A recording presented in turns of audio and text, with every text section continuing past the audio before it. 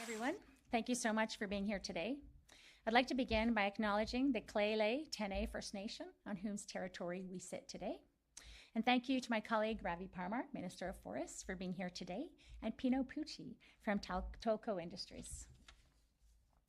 For those of you who don't know me yet, I'm Diana Gibson, the Minister of Jobs, Economic Development and Innovation with BC Governments.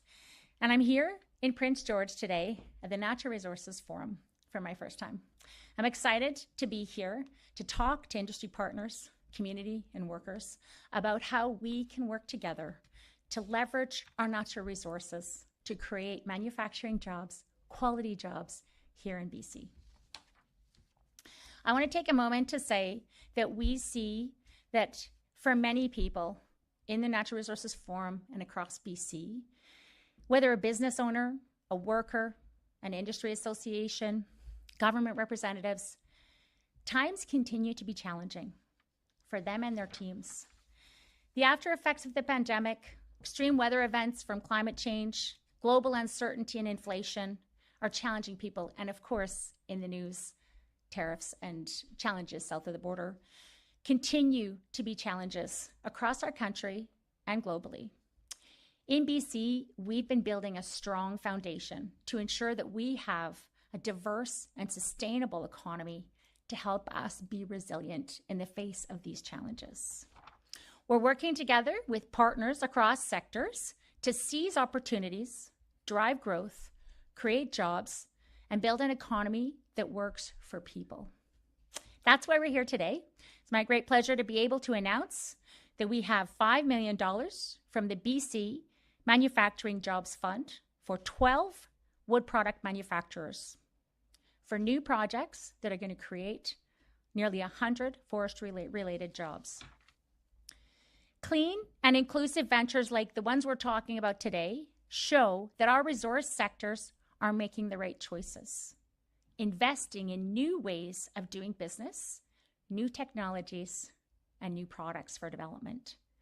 Innovations like these will help support communities to grow and diversify for success for the economies and the people. In a few minutes, Minister Parmar is going to tell you a little bit more about the projects being announced today and how the Manufacturing Jobs Fund is helping support innovation across the forestry sector and many other ways that we're helping the forestry sector. Before I hand over the podium, though, I want to tell you a little bit more about the Manufacturing Jobs Fund. We've been working across many sectors of the economy and financially supporting projects with the Manufacturing Jobs Fund for over a year and a half now. The fund helps to reduce risk for companies and at the same time support high-value manufacturing projects that create and protect good jobs, strengthen our supply chains, and help across the province. We've contributed $128 million towards 121 projects. This funding isn't just the direct funding, but it's unlocking and leveraging other funding from other levels of government and the private sector. Nearly $900 million in other funding as well. Over $600 million has flowed into the forest product manufacturing sector. This has led to the creation and protection of 3,000 jobs in the forestry sector and over 4,100 jobs across other sectors. This is just one of the ways the government is providing real support to encourage growth and help BC's forest sector capitalize on more sustainable and value-added wood production. On top of the forestry investments, the Manufacturing Jobs Fund has been investing in core manufacturing sectors like food and beverage processing, metals and machine operations, the supply, the resource sector, and emerging sectors like critical minerals. We're partnering with businesses that are taking chances with new opportunities to support clean and inclusive growth. Our government's committed to continuing this work to create opportunities that will make a difference now and into the future for this beautiful province. We've got one of the leading climate action plans on the continent. We've got skilled resource workers that are critical to our success to help build on BC's strengths as a clean energy powerhouse and for a clean economy. We will continue working with our industry partners, many of whom I've been meeting with here and many of whom I look forward to meeting, to help work together to create well-paying jobs in every part of our province. The type of jobs that support communities and growing numbers of families that live there. We want jobs that will help industry to remain viable in ways that protect those communities and our planet, so the next generation will have the same or better opportunities that we have. We're bringing together BC businesses, workers, communities to grow and support local industry, to innovate and expand, unlock new economic development, and keep jobs right here in BC. We'll keep taking action to help build a strong resource sector for today and for the future. And on that note, I'd like to ask Minister Parmar to come to the podium and tell you a little bit more about the incredible work being done by our partners in the forestry sector. Great. Thanks very much, Minister Gibson. Good afternoon, everyone. It's great to see you all. It's been absolutely fantastic to be back in Prince George for this incredible conference that brings sectors all across this province in the natural resources space, First Nations, community leaders together. It's an honor to be here on the traditional territories of the Kwekwe First Nations. I lift my hands to Chief Logan for spending a bit of time with me earlier this week, and in particular allowing me to be able to go into the bush with her contracting crew to see harvesting practices, sustainable and really cool silviculture practices live in action. It's great to be here talking about some of the great news for our working people in BC's forest sector, because we know it's extremely tough right now. For the last 2 weeks, I've been on a road tour, listening to workers, industry, local governments, First Nations, and concerned citizens in rural communities from Terrace to Williams Lake. I've had the honor to sit down and listen to so many people who depend on forestry to put food on the table and a roof over their family's head. And in every conversation, I'm asked if I believe in forestry, and I think there's a way to bring back prosperity for the industry. And every time I say yes, because I do believe in this industry, and I believe in the people who depend on it to make it work. That's why I asked the Premier for this portfolio. I know it's not going to be easy. There are significant challenges ahead. The unfair softwood lumber duties and a Trump tariff would be devastating to the forest sector. And we've got some work to do to bring a Team BC and a Team Canada approach to fighting these duties in particular and convincing the federal government to step up and help us get this sector back on its feet. But there's also opportunity. BC has some of the most creative, innovative, and motivated forestry companies on the planet, as Minister Gibson touched on. Companies that are getting the most value out of every tree we harvest, creating new jobs and even whole new made-in-BC industries. Companies like Lesnikoff Mass Timber near Castlegar, Woodtone Specialties near Armstrong, and S&R Sawmills in Langley. Businesses who, alongside many others, have used the BC Manufacturing Jobs Fund to scale up their operations and improve production. You'll get a chance to be able to hear from Pino, from Tolko Industry, a foundational forest company here in British Columbia, a family that has invested an awful lot of money in British Columbia, creating good paying jobs in communities right across this province. And $8 million that we were able to invest from the BC Manufacturing Jobs Fund provides us an opportunity to be able to work with Pino and his team. I had an opportunity to be able to spend some time with him earlier this week, and I'm looking forward to many further opportunities in the days and weeks ahead. And with Minister Gibson's announcement today, we're adding to that list. $5.1 million is going to help 12 companies and communities throughout British Columbia improve their operations and create more good-paying jobs for people. From Gilbert Smith Forest Products in Barrie to Kootenay Wood Preserves in Cranbrook to the Burns Lake Native Development Corporation, these 12 businesses will use this funding to buy new equipment, develop new innovative processes, and create new good-paying jobs. Today's announcement adds to the almost $87 million provided to forest companies over the last 2 years when we launched this fund. I was a political staffer back then, but it was really great actually in this spot where the Premier announced this fund 2 years ago. And holy smokes, what an honor it is to be the Minister of Forest today with Minister Gibson, to be able to say that collectively this entire fund, spending about $120 million, as Minister Gibson has spoken to, has unlocked over $900 million in additional private and public sector investment. I have to say this has been an outstanding success, and as a government, we're very proud of it. It's directly created and protected over 3,000 forest sector jobs. It's obvious that supporting Made in BC manufacturing is good for everyone in BC, but we know funding alone isn't going to restore confidence in our forest sector.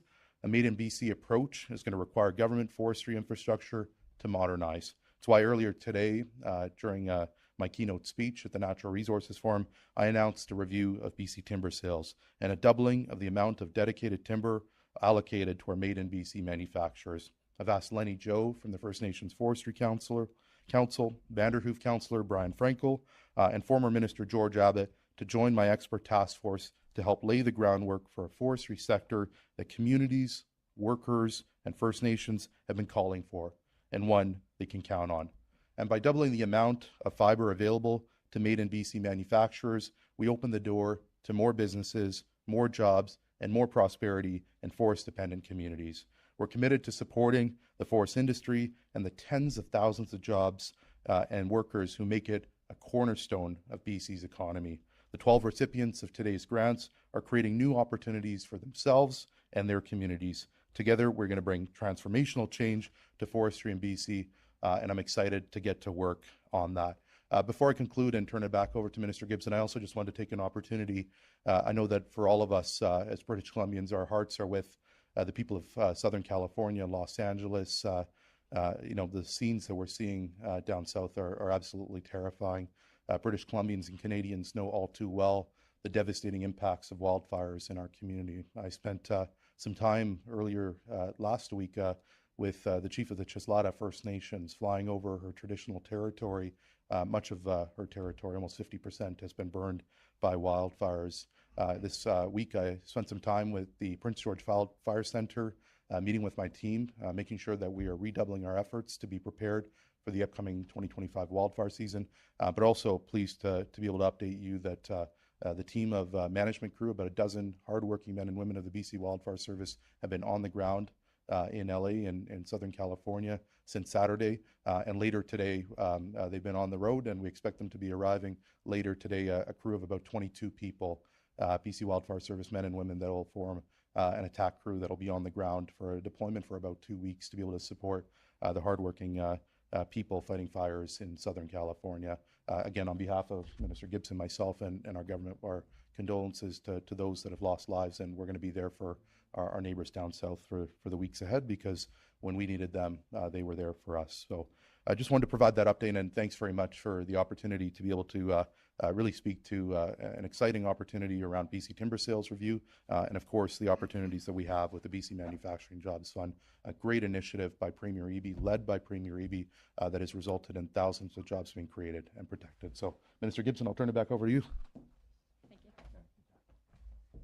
Thank you so much.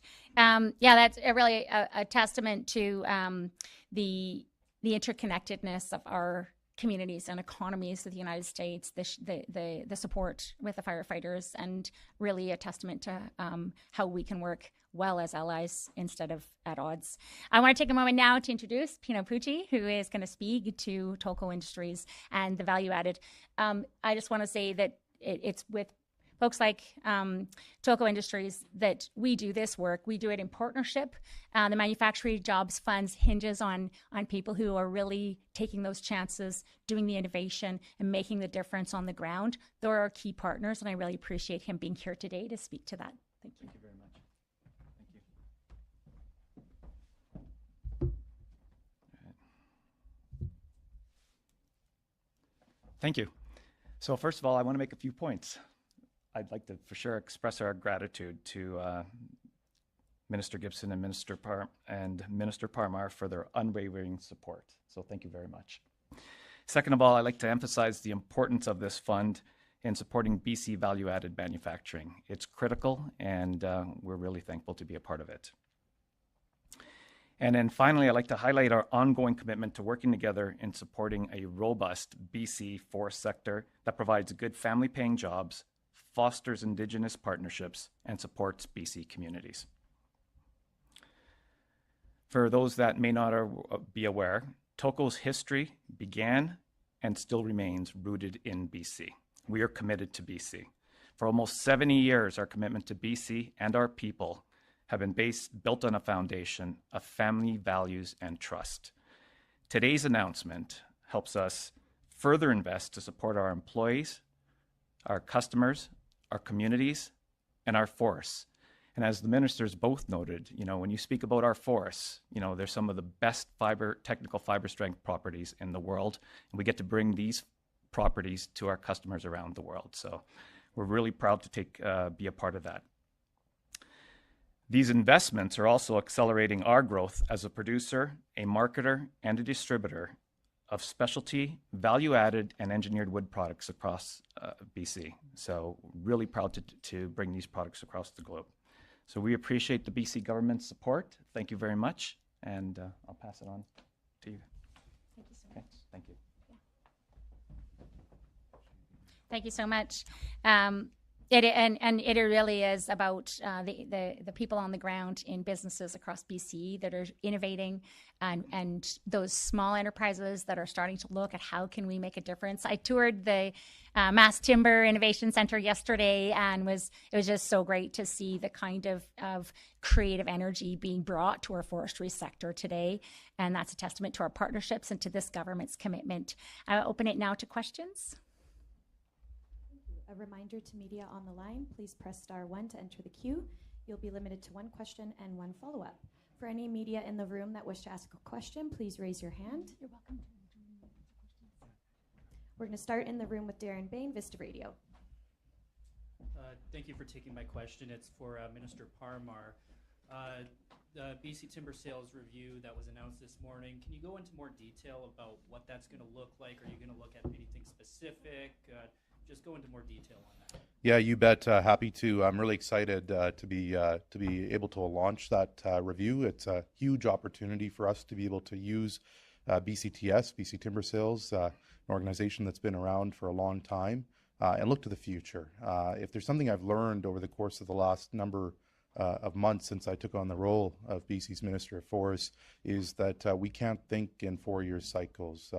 I learned from the communities where I call home, the Sauk Nation, Pachadat, and Shianu, Beecher Bay, that we think 7 generations ahead. It's time government does so as well.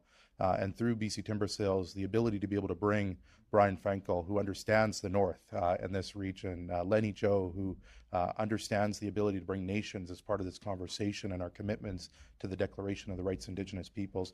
And for me personally, George Abbott has been a hero of mine for a long time. I used to lobby him as a kid in high school for new schools. And so when I reached out to him and asked him for his support, he was resounding in his yes. So this is going to be an exciting opportunity. We've got several points that we're going to be looking at, making sure that we're implementing more civic culture and sustainable practices through BCTS, making sure that we are taking the opportunity to ensure that more logs are being processed locally, creating more jobs and opportunities for contractors. And I think there's a role that BCTS can play to be one of the major licensees in this province. And so I'm excited for the work to start. It's going to be a quick and efficient review. That's what I've heard from this sector resoundingly. And so we're going to have the review completed and action taken within 6 months.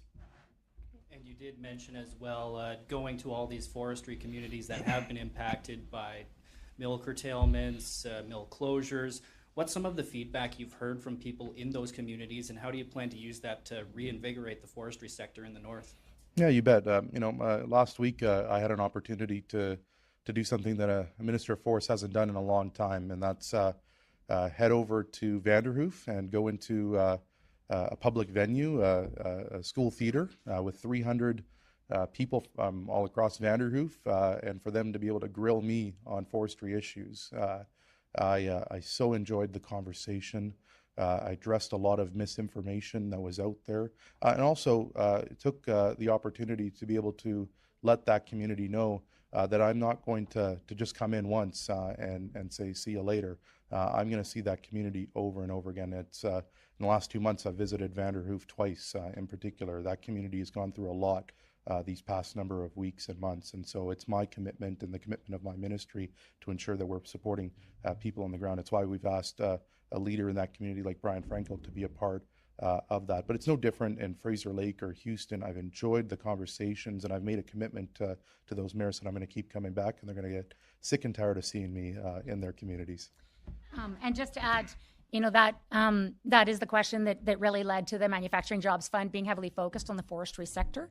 And the fact that this announcement today is all forestry projects is about ensuring that we're supporting those communities to do those pivots where possible and really bolstering jobs in those areas.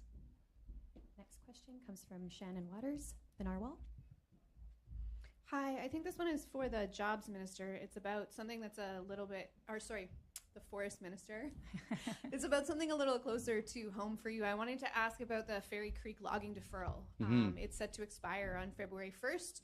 Your government's agreement with the BC Greens pledges to look at permanently protecting Fairy Creek. Is extending that deferral order a step towards achieving that goal? Yeah, thanks very much, Shannon. Good to see you. I will have more to say on Fairy Creek in the weeks ahead.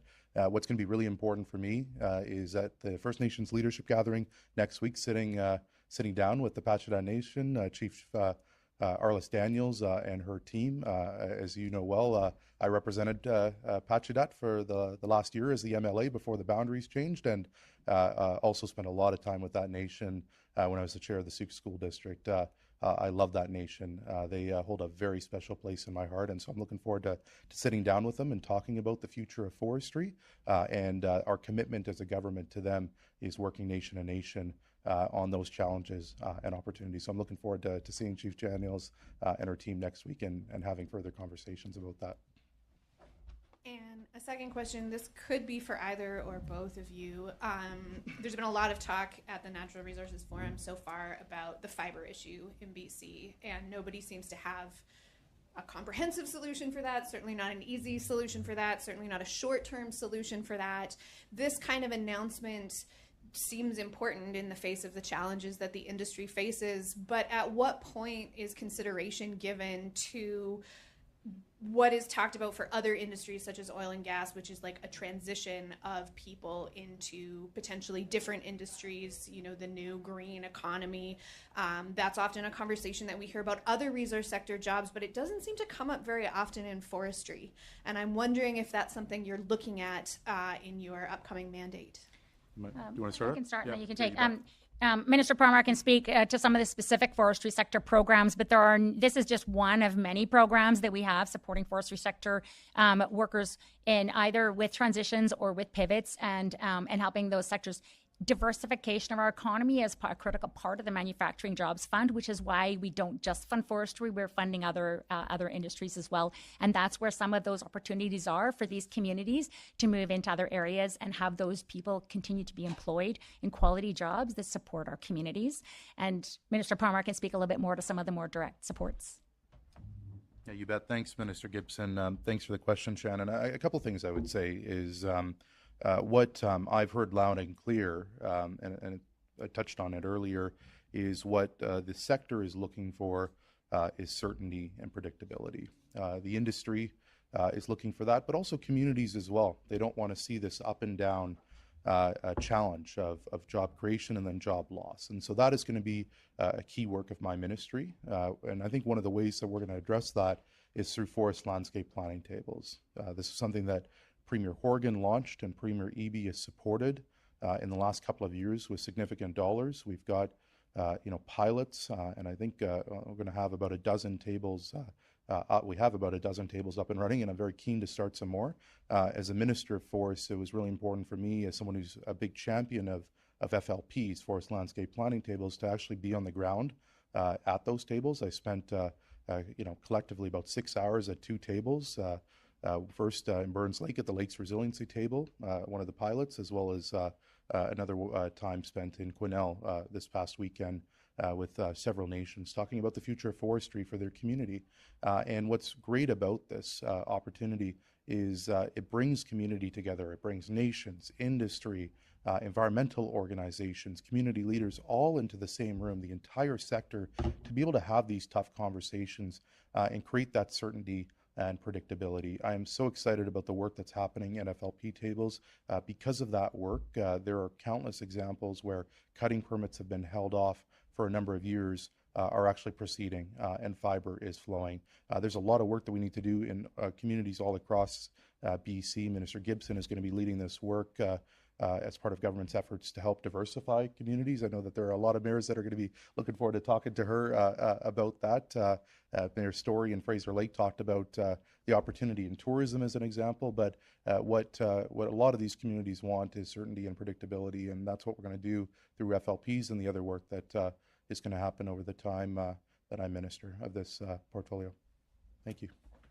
We'll go to the phones next. Mac Page, BC Today. Hi, this is for this person's for the Forest Minister. Mr. Parmar, you talked a little bit about what will be under review.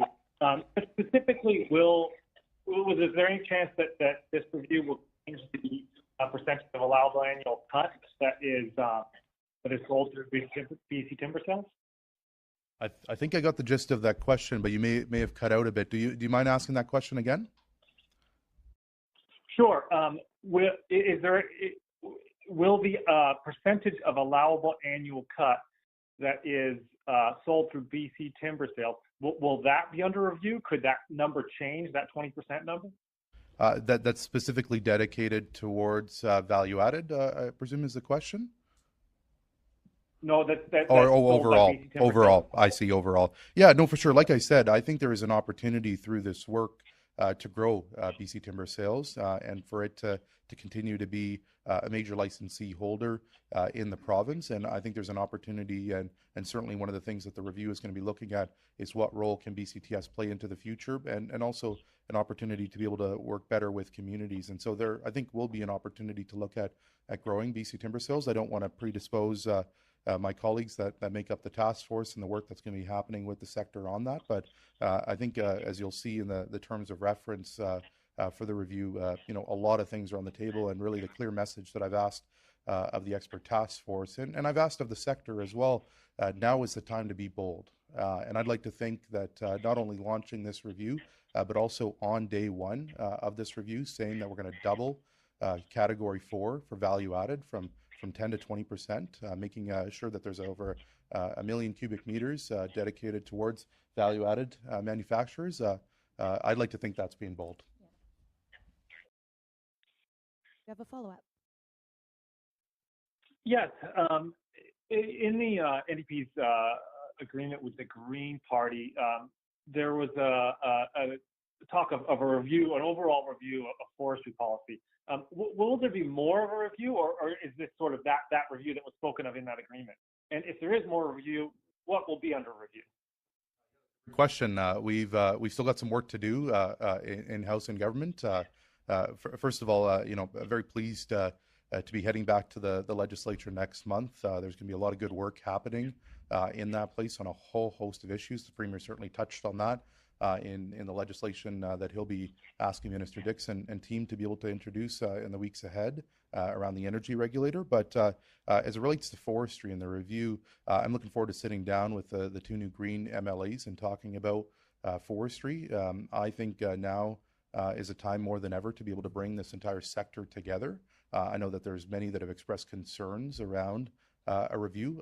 Obviously, it provides this agreement provides sustainability and predictability for us as a government during these times over the next 4 years. It's very important to Premier Eby and our team. But I welcome the Green Party to join us to talk about the future of forestry. I think there's going to be lots of opportunities where we can work together, and there's going to be alignment. And I think there are going to be opportunities where we are going to have to disagree as well. But I welcome the entire sector that makes up the forest sector: workers, industry, First Nations, everyone, community leaders, to come to the table and have these conversations. And of course, we'll have more to say around what that review looks like in the weeks ahead once we've had some conversations with the Green Party. Next question comes from Derek Penner, Vancouver Sun. Hello. Yeah, a question for the Forest Minister. Am I getting an echo there? Here, Derek, you go ahead. Okay.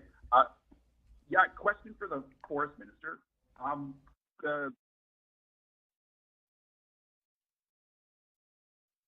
The major licensees, I'm sure the commitment to the value-added sector is quite welcome, but the major licensees have their big concern has been getting secure access to timber and bringing down the cost of accessing timber. How does the BCTS review and then the landscape tables been able to get at that issue?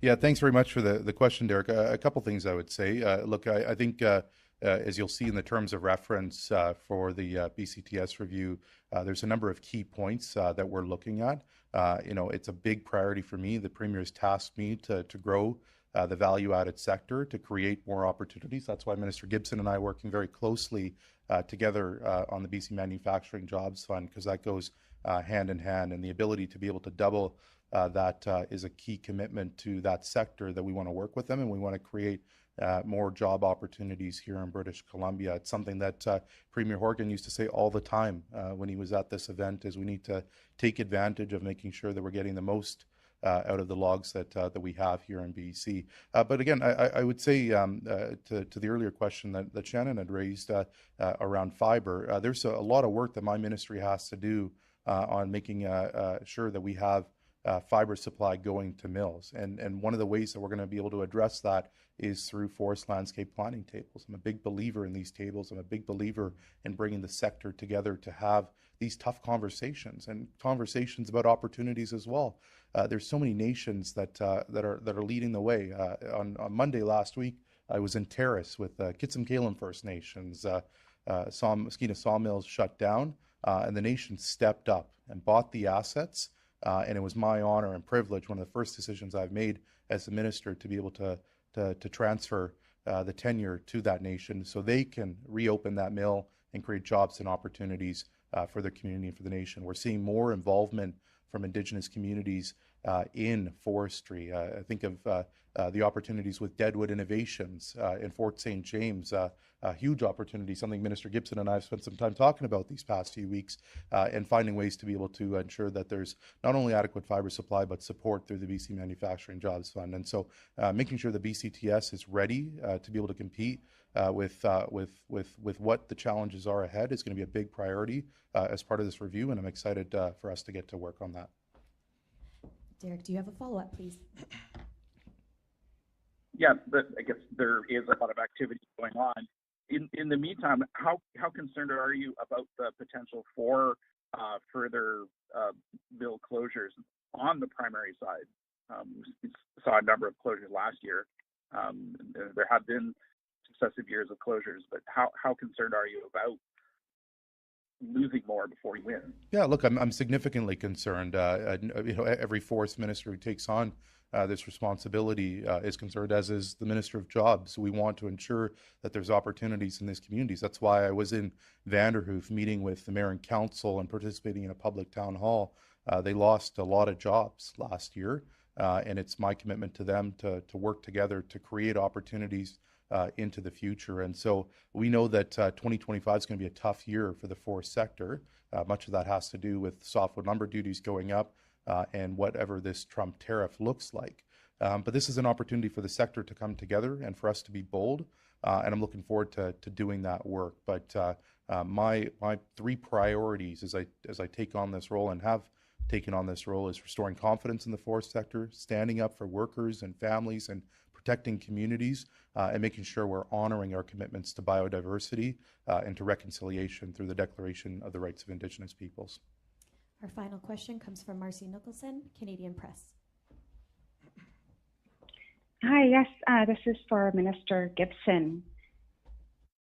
How does the threat of Trump tariffs change the strategy for protecting BC jobs?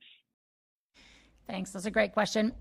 Certainly, the importance of this Manufacturing Jobs Fund really comes into focus when we look at the risk of tariffs, because our strategy with the tariffs is first, of course, to try and fight them with the measures that we can bring to the table and strategy. But the second priority is to diversify our economy and really elevate our domestic economy and our economic growth here in BC. And that's why this kind of announcement, the Manufacturing Jobs Fund, is critical, because we really need to look at how can we make sure we're maximizing our jobs here in BC and making sure we're resilient and less reliant on that north-south trade.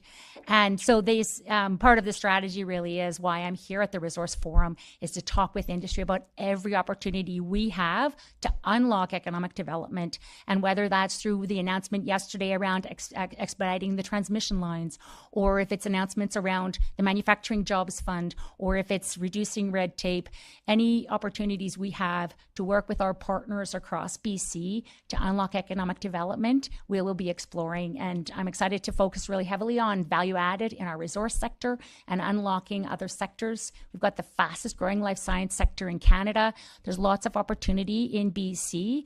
And this announcement today showing how we unlocked $900 million in investment dollars, that's the kind of work we need to continue doing with BC's dollars to ensure we're working with industry to bring investment to BC and create more jobs. Follow up, Marcy? Thanks very much. This is for Minister Parmar. In the context of the recent mill closures, what is your strategy for protecting BC jobs? It's going to be my three commitments: restoring confidence in this sector by making sure that we're working hard to be able to deliver fiber security to mills. There's a number of ways that we're doing to address that. I touched on this in my speech earlier today. The power of the Forest Enhancement Society of BC in driving wood not only to mills but in particular to pulp mills, to be able to keep pulp mills going. Making sure that I'm on the ground engaging with workers, protecting workers, standing up for workers is going to be a key piece. I had an opportunity to be able to have a roundtable with the United Steelworkers, Unifor, and PPWC. Tough conversations. Those members, those leaders have members that have faced a lot of challenges over the course of the last number of years. They've sat across from a lot of forest ministers, and so I made the commitment to them that under my leadership, I would be there listening to them and delivering for them. Again, easy to say, but it's going to be upon me to be able to ensure that I continue to do that work in the weeks ahead.